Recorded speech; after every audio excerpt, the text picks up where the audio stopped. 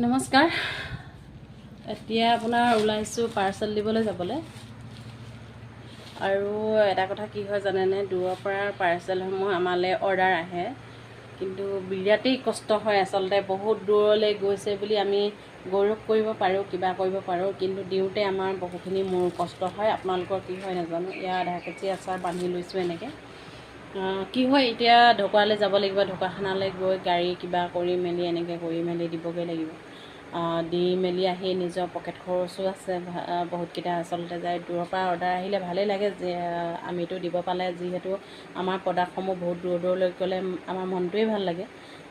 গ'লে দূৰৰ পৰা অৰ্ডাৰ কৰিলে বা খাই ভাল পাইছোঁ বুলি ক'লেতো বহুতেই ভাল লাগে। আৰু মোৰ কি হৈছে মানে, মোৰ কাষ্টমাৰবিলাক মানে কি হয়, ওচৰৰ পাজৰৰ যিমানখিনি মানুহ আছে সকলোৱে প্ৰত্যেক ঘৰৰ মানুহলৈকে নি খাইছে।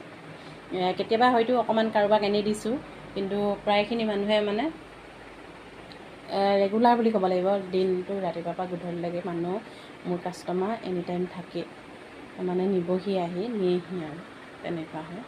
আৰু ভালো লাগে দূৰলৈ অৰ্ডাৰ আহিলে, মানে কষ্ট হয় দিবলৈ কাৰণে। আৰু মোৰতো আচলতে এনি টাইম মোৰ দূৰলৈ গৈয়ে থাকে।